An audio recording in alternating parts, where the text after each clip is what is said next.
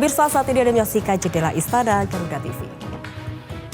Pemirsa, pemerintah melalui Kementerian Hukum menyiapkan kajian untuk merumuskan regulasi terkait disinformasi dan propaganda asing di ruang digital. Upaya ini dilakukan untuk menekan penyebaran informasi yang tidak benar yang semakin luas, terutama di tengah dinamika konflik geopolitik global yang kerap memanfaatkan arus komunikasi digital sebagai sarana propaganda.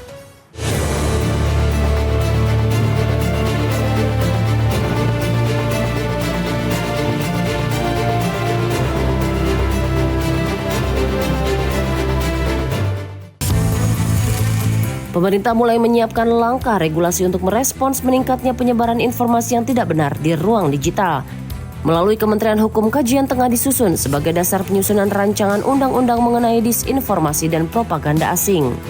Kajian ini disusun sebagai respons terhadap fenomena penyebaran informasi menyesatkan yang semakin meluas di berbagai platform digital.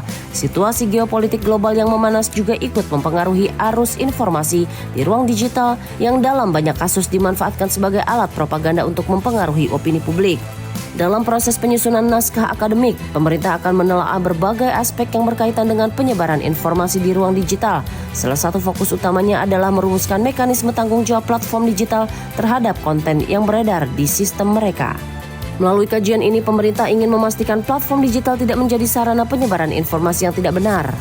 Upaya ini diarahkan pada penguatan tata kelola ruang digital agar informasi yang beredar dapat lebih terverifikasi dan tidak memicu disinformasi yang merugikan masyarakat.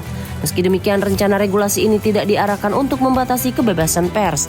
Pemerintah memandang lembaga pers memiliki sistem editorial yang jelas serta mekanisme verifikasi yang kuat dalam proses produksi informasi. Menteri Hukum Supratman Andi Aktas menjelaskan pemerintah saat ini masih berada pada tahap awal penyusunan kajian. Ia menyampaikan perumusan substansi aturan belum ditetapkan dan proses kajian masih berlangsung. Lebih jauh, ia menjelaskan istilah disinformasi dalam kajian ini merujuk pada penyebaran informasi yang tidak benar.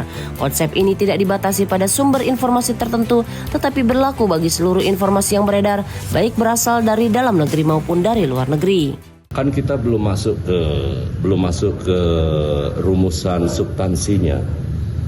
Tapi teman-teman sudah bisa, yang dimaksud adalah disinformasi adalah penyebaran informasi yang tidak benar. Ya kan? Dan yang kedua, sebenarnya bukan soal asing atau tidak, tetapi berlaku bagi semua jenis informasi, baik di dalam maupun di luar. Jadi kalau kemarin itu lebih kepada berita-berita yang disebarluaskan dari luar, memberi informasi dan akhirnya menyerap terserap di masyarakat. Ya. Tapi intinya belum sampai kepada perumusan substansi menyangkut soal normanya. Ia juga menambahkan pembahasan sebelumnya sempat menyoroti arus informasi dari luar negeri yang masuk ke ruang digital Indonesia dan kemudian diserap oleh masyarakat. Namun dalam proses kajian yang sedang berjalan, pemerintah masih mempelajari berbagai kemungkinan pendekatan sebelum merumuskan norma dalam rancangan regulasi ini.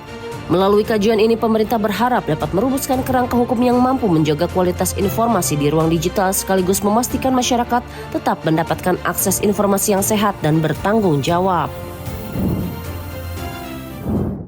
Pemerintah targetkan penerima manfaat program CKG capai 130 juta orang. Simak laporannya usai jeda, tetap di Jendela Istana Garuda TV.